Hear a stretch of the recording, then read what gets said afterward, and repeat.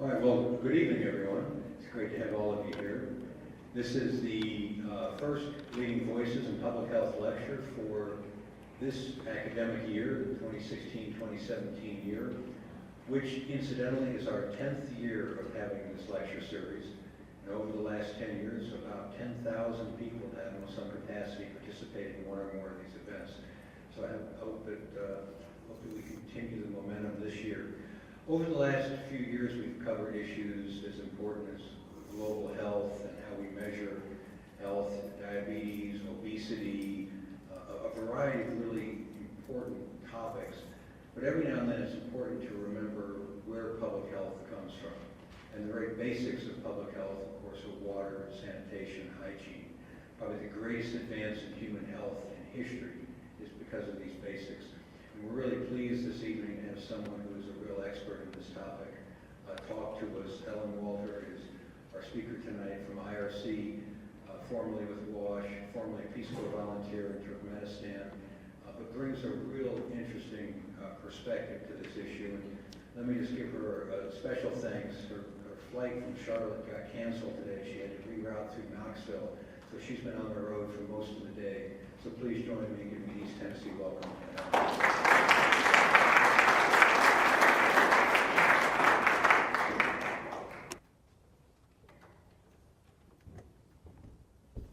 Great. Hi, everyone. Can you hear me? The mic is on? Yeah? Okay, great. From the back. Thank you. So thank you for having me. It's great to be here. So the title of my talk today is Everyone in the World Has a Right to Water, but How Do We Reach Everyone? So I'll be talking quite a bit about sustainability. I'll be talking a bit about what we can actually do, what you in the room can do, what we as a kind of global citizenship can do, and what's already being done by people around the world to achieve universal service delivery for water and for sanitation. So I'm going to start off. These are 3 different pictures, and they're beautiful pictures of water in 3 different places. So I'm going to tell you a little bit of a story for each one of them. The first one that I'm going to talk about is in the bottom, on the bottom. That is the Caspian Sea in Turkmenistan. So I spent 2 years as a Peace Corps volunteer in Turkmenistan, where I lived without basic water and sanitation. But at the time, I didn't actually know that that was abnormal, because the daily life that people live in Turkmenistan is often it's a normal thing to not have basic water, for it to be trucked in or for it to be diverted for cotton during cotton season. So you see there's water, and it's clearly accessible, but there were still problems. There were issues with sanitation. There were issues across the board, but one story that comes to mind, it has to do with my host brother. I lived with a family, and so this little boy used to come home every day from school, and he would sit down to eat, or he would go to the bathroom, and then come and sit down to eat. And I would look at him and wag my finger as a parental figure and say, "Did you wash your hands?" And he would look at me and he would say, "No." And I'd say, "Well, get up and go wash your hands." And he would. So that was only during my training time, which was the first about 2 or 3 months that I was in Turkmenistan. So about 6 months after I had left to go to my new site, I come back to visit, and I show up at the house, and we go to sit down, and he looks at me and does this. "Did you wash your hands?" And I said, no, I forgot. And so I got up and washed my hands. It was the repetition. So that little boy now, that was the sustainability side of the repetition over and over and over again to create behavior change. So that's one component of water and sanitation and hygiene, is something around behavior change, and we're going to get into all of the other components. The second picture I'm going to talk about, right up above, is Lake Victoria. Lake Victoria, this was taken from the Uganda side of Lake Victoria. So Lake Victoria is really interesting. I was at a conference standing at a beautiful resort. The conference happened to be on sustainability and water and sanitation. And we're walking around and we're watching all of the people swim in this, what appeared to be a very beautiful lake. But what they didn't know, and what I did know, is how contaminated the lake is. How easy it is to get diseases from the lake. But they didn't know any different because the water looks clear. The water looks like it's okay. The water looks like it's okay to drink. It's not. So as I stood there at a conference talking about how we can improve service delivery and how we can do these things, I was reminded again of the very basic issues that the population may or may not know, that what they're drinking is not clean. The last picture that's there is of a recent trip to Nepal. Beautiful, beautiful waterfalls everywhere. Access to water in Nepal is not an issue. Access to water is everywhere. You go up into the mountains. So this is in a rural context. People have piped water that comes to their house. It's just common. What you don't see in this is two things. One, what it's like in an urban area for water, where people stand in line to get water, where it's being piped through systems that is no longer clean. So it's coming from these amazing mountains. It's clean throughout the process. And then it comes into a city and it's contaminated. So what do these three things have in common, other than the fact that they're beautiful pictures of water? On the outside, they all look like there isn't a problem. But when you dig down deep, in Nepal, for example, there's a problem with the government not prioritizing water as an issue. In Turkmenistan, there's a problem with the government not prioritizing water as an issue. In Uganda, the government does prioritize it as an issue, but there's tons of other political problems of how that trickles down. So there's a commonality between all of them, which is that to really achieve service delivery for the entire population, it has to be a political prioritization. So in general, the problem, I'm taking a step back, for those that may not know the problems around water and sanitation. So right now, 663 million people lack access to safe drinking water. Now, that's just basic access. That doesn't talk about water quality and all of the other issues. It doesn't talk about when someone did have access and now that broke and they no longer have access. 2.4 billion people lack improved sanitation facilities. They defecate in the open. They have a structure that's falling down. They have no way to dispose of all of the waste once maybe a pit latrine fills up.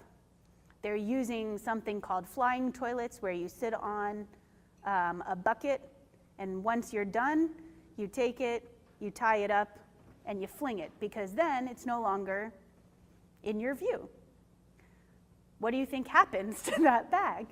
It goes somewhere, right, or sits on the ground. So lacking the access to improved sanitation facilities is a huge problem. And as many of you know, because you come from the public health side of things or you come from the medical field, WASH impacts health and education and gender equality and economic development, environmental conservation, biodiversity, poverty. WASH has an underlying effect, not only on all of those, but a ton of other social issues. And so it's important when we improve WASH, we make also improvements to all of those things.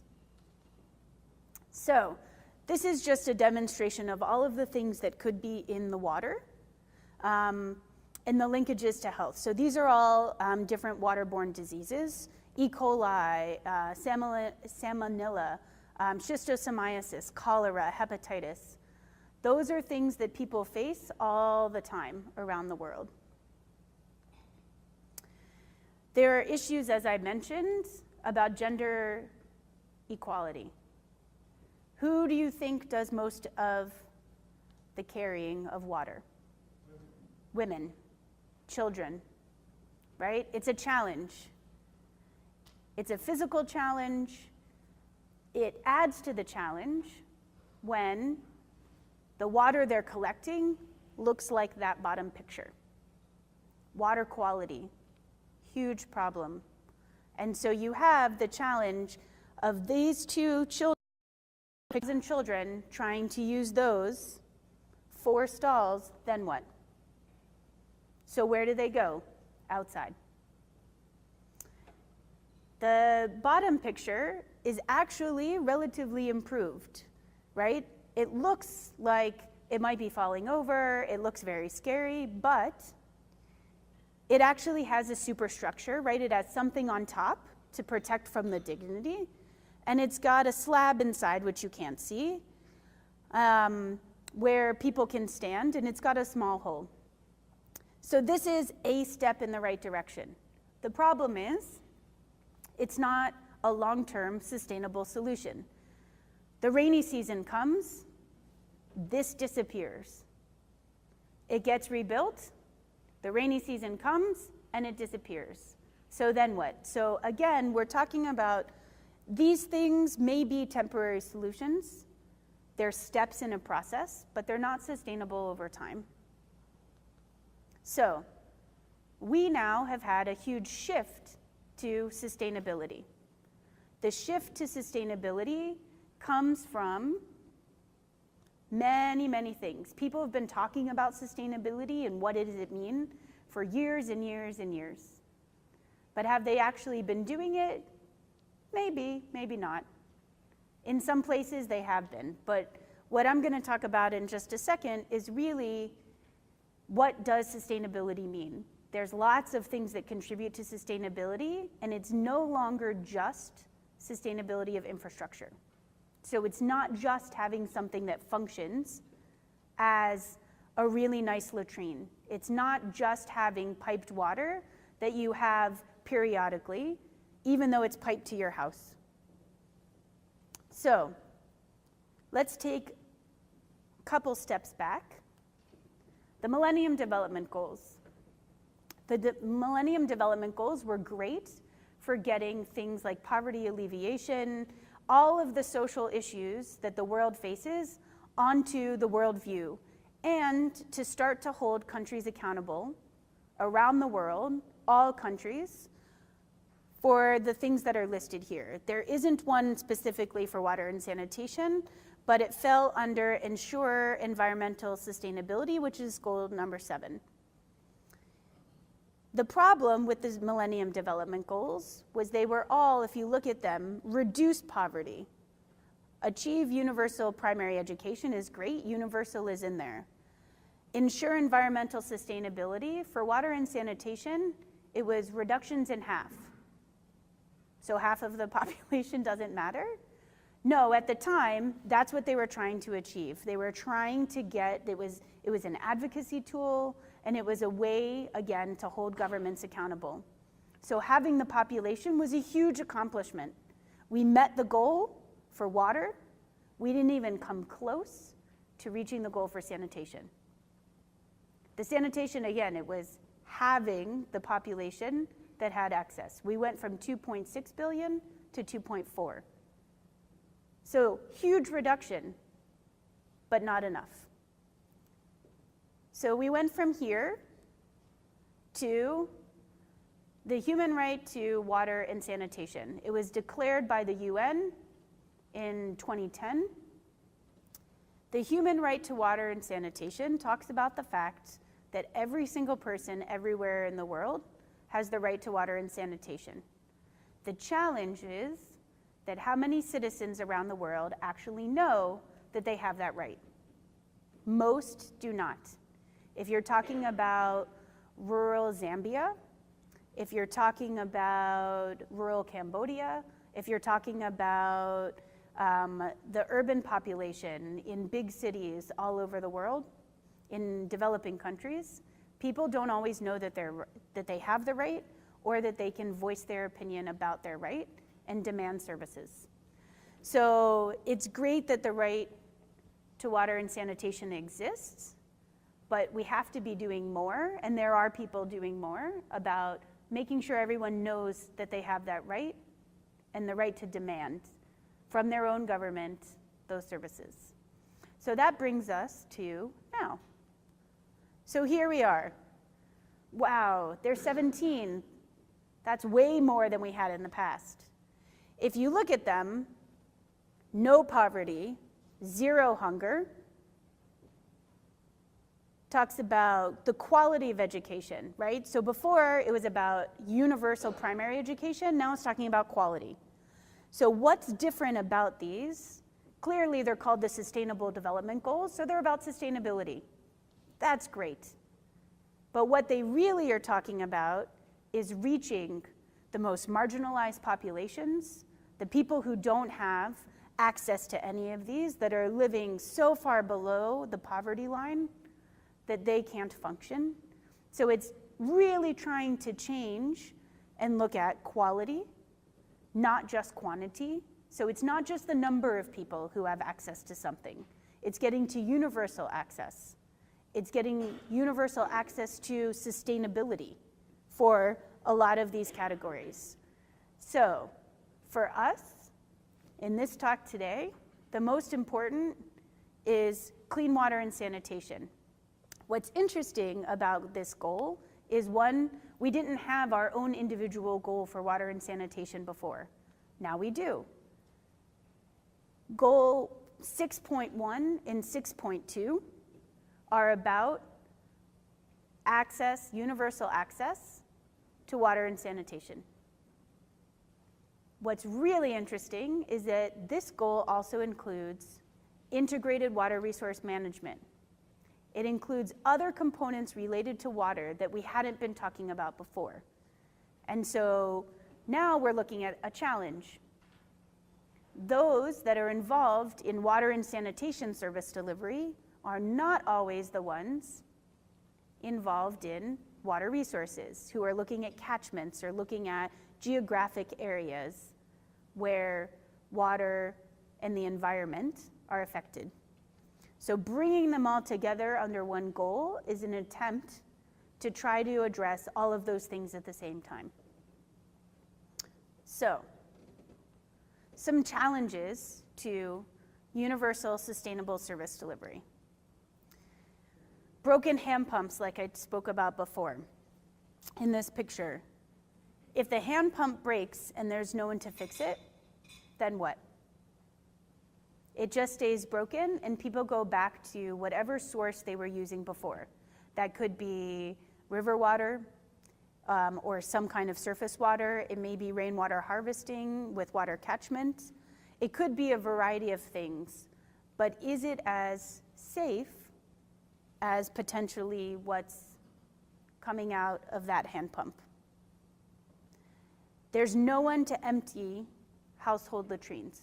That's just one component of sanitation, right? So you've built this very nice pit latrine. It gets full. Is there a service that's gonna come to your house and empty that? Or do you cover it up, move over, dig another hole, move your superstructure? That's what they did in Turkmenistan, right? So anything got full, you take the superstructure off, you move over, you move over, you move over, and you dig a hole, and that superstructure goes back on top. What's the problem with that? Do you have the land? Where is your water source? And how close is it to all of this latrine graveyard that you've been building? So there's a lot of things. If there's no one to come and empty the latrine, then it creates all of these other issues. There's weak often, or maybe no system at all, for waste treatment. So you do have someone, they come, they empty out your latrine with their hands. Public health issue? Yes? No? I think so. I didn't put any of those pictures because I figure everyone will want to go and eat dinner maybe after this, but if you ever get a chance, take a look at pit emptiers. You'll see a lot of mechanisms that are tubes or some kind of device that does it. And what you'll also see is a person standing in a pit with a bucket, emptying it into a bigger bucket. Horrible public health nightmare. So trying to get away from that. But let's say you do have a machine or someone, a company that comes or an individual that comes and empties your pit. Then what? Where does it go? They put it on the truck, they drive it over to the edge of the lake and dump it in. That's exactly the same contribution to the environment as if they never emptied it in the first place. So there has to be a whole system for what happens to the waste after it's removed. Does it get treated? How is it transported? Does it drip along the way and leave a trail? Who knows? So, poor water quality, we talked about that. I talked about that already. But poor water quality is a huge problem. It's a huge problem because it's very, very difficult to make it a political priority. Access is very easy to make a political priority. Water quality and making sure that it's potable is a whole nother challenge. No support from local or national government. If the government isn't engaged, if the government isn't in charge, then the likelihood of this service or this particular intervention being sustainable is very little. So ultimately, who's responsible in the US for water and sanitation services? Usually some kind of private company, maybe the state, depending on where you live. But there's someone that's there and responsible, and the government plays a role. They play a role in regulation. They play a role in potentially providing the service. They play a role in providing subsidy. But if they're not involved or supportive, then the likelihood of that sustaining over time is very small. There's a lack of financing. Money is always an issue. There's an amazing plan, and yet the plan cannot be implemented because there's no money to implement it. And foreign assistance, so sending our US dollars overseas or getting someone like the Gates Foundation or large-scale foundations to support that is one piece of the pie. But increasing finance and increasing tariffs and having local public finance is another piece of the pie. And you have to put all of those pieces together in order for you to address the lack of financing. Weak monitoring systems. If anyone has ever tried to monitor anything, raise your hand if you've ever tried to monitor anything. Okay, so you may go out and you take a survey. You may look at someone else's data. How many of you use that data for anything other than a research paper? Great, I see a couple of hands, that's wonderful. Most often, monitoring, and this is of government information as well, isn't used for decision making. It's not, there's no feedback loop, it's not fed into a process. And there's a lack of evidence often for decision making and prioritization. So sometimes there's no monitoring or there's weak monitoring systems, and sometimes there's no evidence at all. And so all of these things are some, not all, of the challenges to sustainable service delivery. Now, that's all the sad part. That's all the, oh my goodness, how are we ever going to tackle this problem? This is the, it's not solvable, what are we gonna do? No, it is solvable, and there are people who have been working for a long time to try to solve these issues.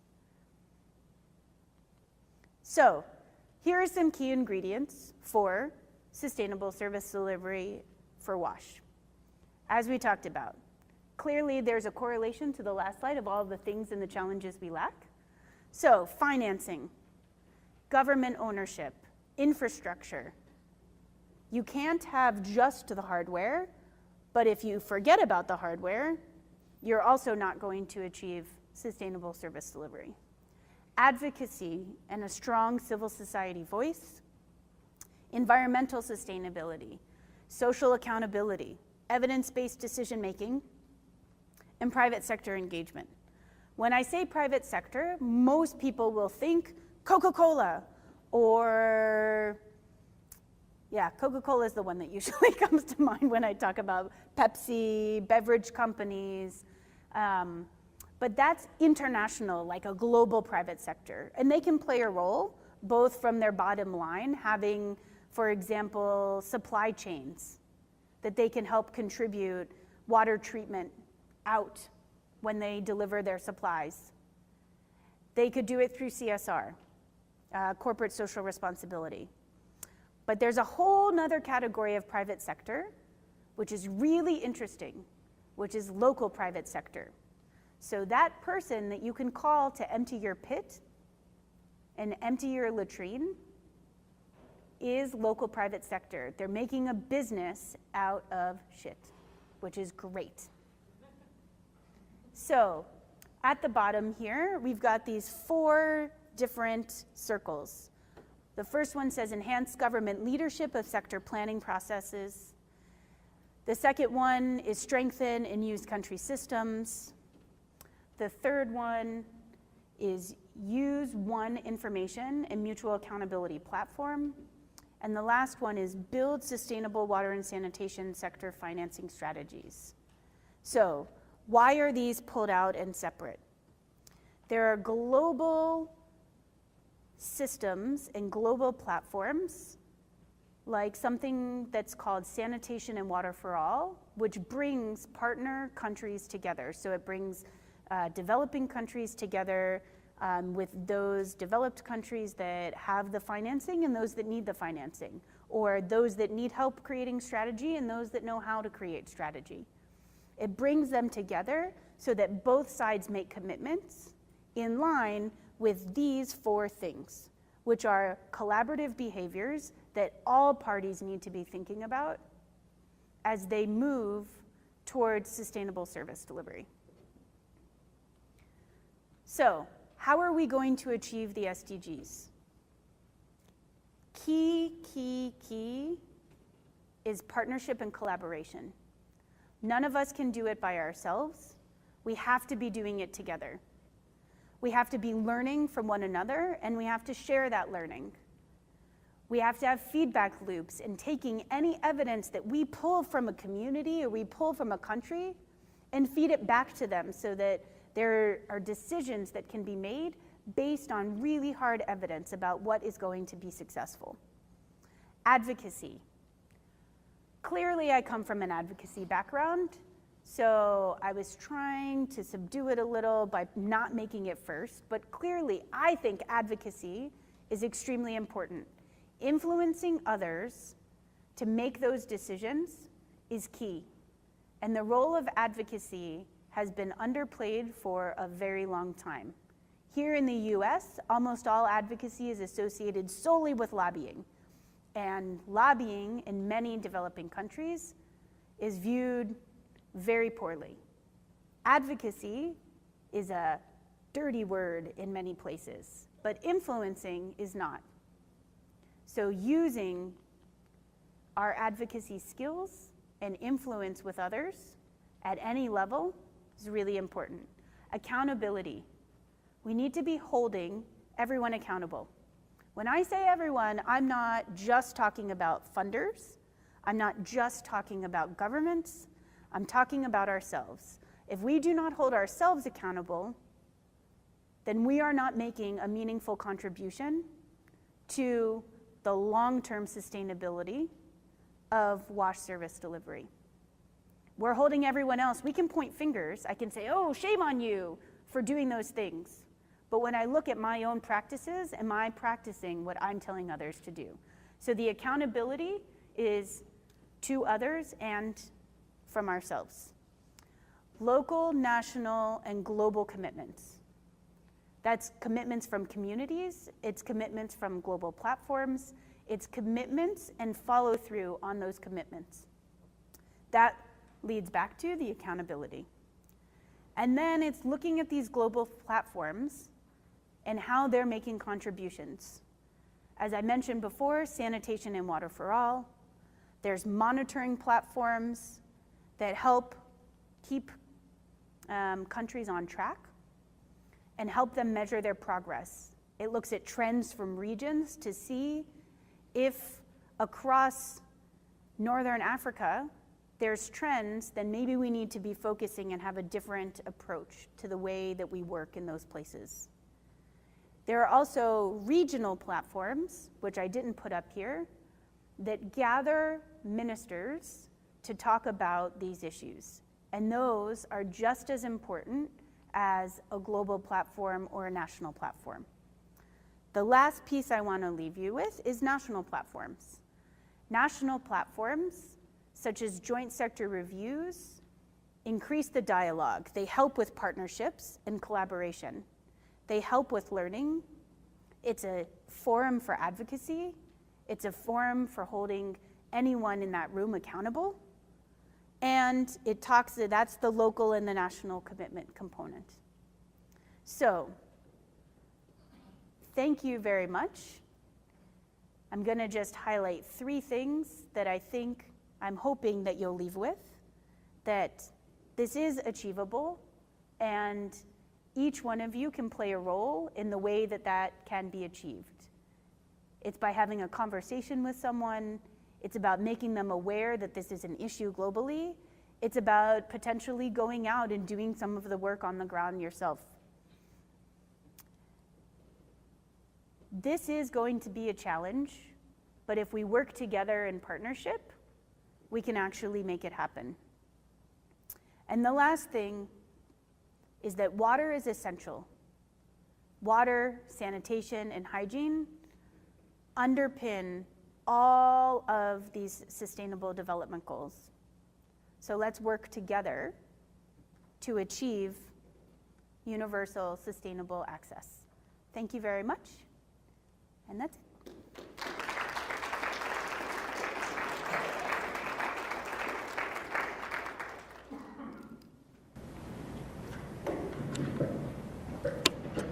Elynn, you okay for some questions? Yes. Great.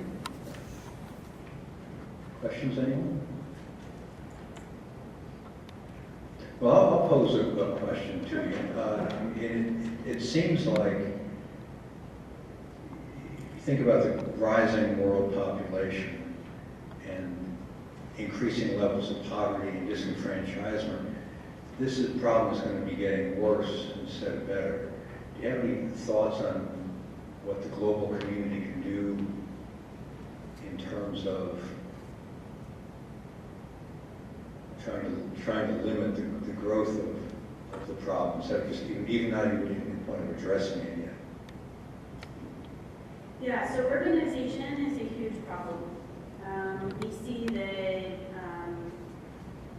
we see people moving from rural areas to urban areas for jobs, for access to services, access to healthcare. So as a global community, what can we do to stop urbanization? We can't. I don't think there's anything we can do to stop urbanization.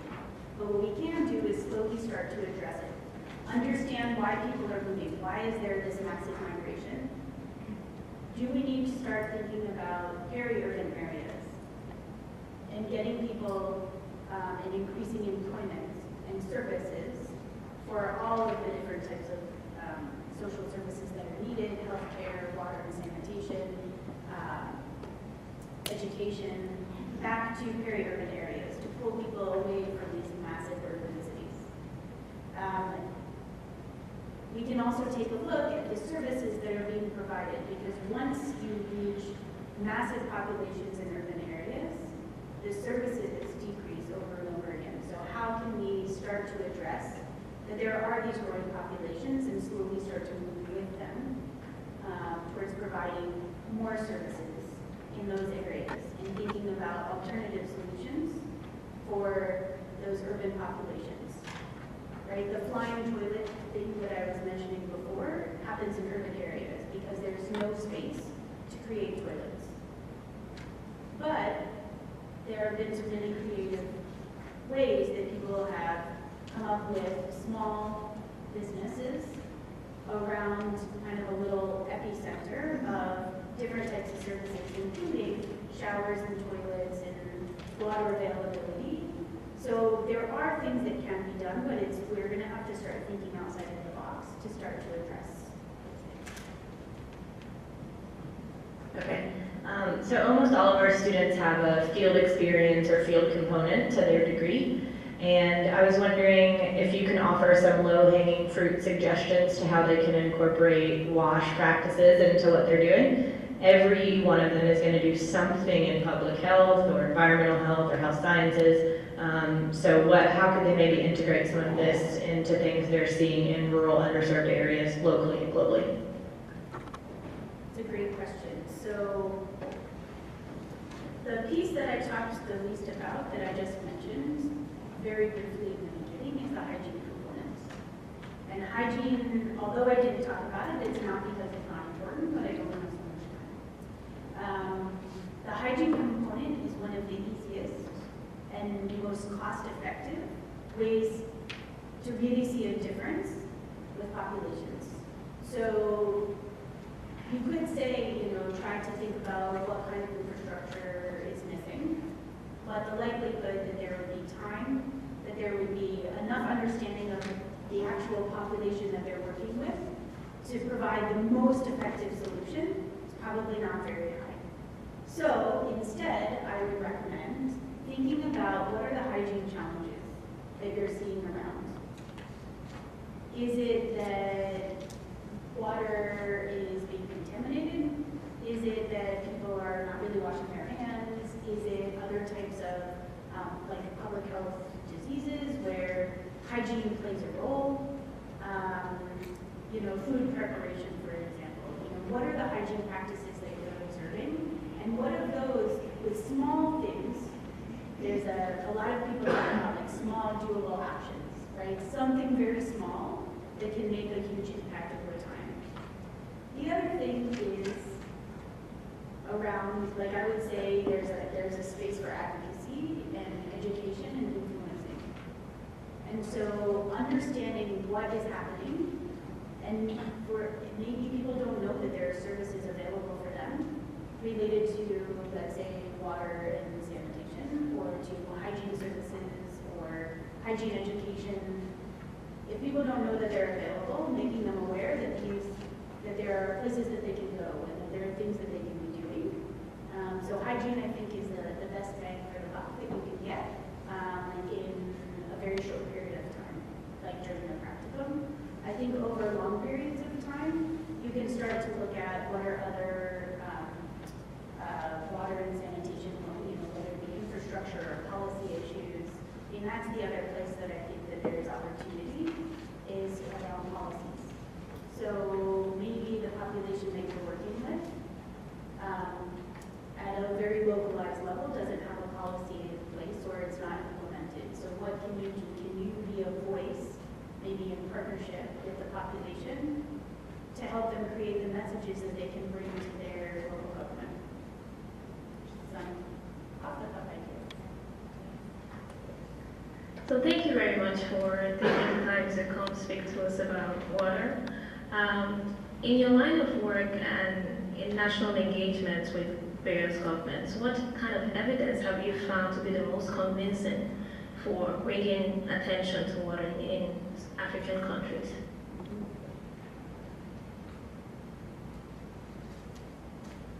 So my very first response is it varies. It depends on what are the priorities of the government.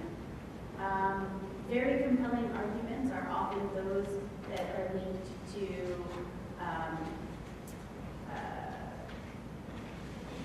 cost and finance. You know, what is the rate of return for an investment in water and sanitation, whether it be infrastructure, whether it be hydrogen behavior change. You know, what are they going to get back from that? And it's not a direct monetary thing that they'll get back, but maybe reductions in healthcare costs, for example. So those are relatively compelling. Honestly, the most compelling is the voices of the population saying that we want a better service. That's the most compelling. They're not hearing it from the people, and we're coming from the outside, even with really good evidence. What are they going to do? I don't vote for them. So it's really important that whatever it is something that the community also believes is the right message to bring. Often there's some link to when it's linked to other issues. So let's say their political priorities are around energy. If you can link water and sanitation or to agriculture, maybe, or economic growth, if you can link it to the issues that they find important. And I have yet to find an issue that I cannot find some statistics and some messages that I can bring to them. You know, particularly evidence from, you know, their country and their work is the best. But, you know, messages around whatever they find important. It's just as if you would have a conversation you want to do something, right? The same conversation that I would have with you is not the same conversation that I might have with you or with anyone else, right? We need to understand where they're coming from and then speak to that. Yeah, great. Other questions? Yes. Hello, my name is Elynn Walter. Thank you for the presentation. I would like you to elaborate on the issue of access to water. And I think there's been increasing this phenomenon of decreasing access to water sources. And the main one has been population growth, of course. Mm-hmm. But the others have been the issues of the certification, which is environmental related. And in many low and middle income countries, the big issue now is privatization of water. So can you talk a little bit about that issues? Yeah, so as you say, many issues contribute to the lack of access to water. You know, it's interesting. Privatization is something that we talk a little bit about in the work that I do because it can often be an advocacy issue. But privatization looks different in different places. And so I think when you look at privatization of water in Latin America, for example, it's very different than what it looks like in small-scale privatization in Africa or in Asia. And so, you know, there's a lot of challenges around privatization because you're talking quite a bit about usually some kind of political support for the privatization of water, despite the fact that it's a basic necessity and social need. And so, you know, I think the way that we deal with that is by, again, it's similar to what I was talking about a minute ago, is understanding why do they want to privatize water? They want to privatize water because of the cost, right? It's a moneymaker. And so if they want to do that, are there other ways that they can be increasing in making contributions, let's say, back to the economy if they go through the privatization process. And companies focus on that. I think that there is a huge amount of advocacy against privatization in many places, but I think it's it's context specific. And so privatization looks different in different places. Around population growth, I mean, that's a huge problem. There's more people that need access to water, and there just isn't often enough of it. So a lot of our work is also around water conservation and what can we do to be conserving water, not only here, where we're the largest consumer of water in the world, the United States is, but what that looks like for water reuse, for example, and what does that look like in small-scale drip irrigation for agriculture. So really reducing the amount, despite the fact that there's population growth especially in urban areas. All right, well, Ellen, thank you again Sure. so much for being here. Another round of applause for our speaker.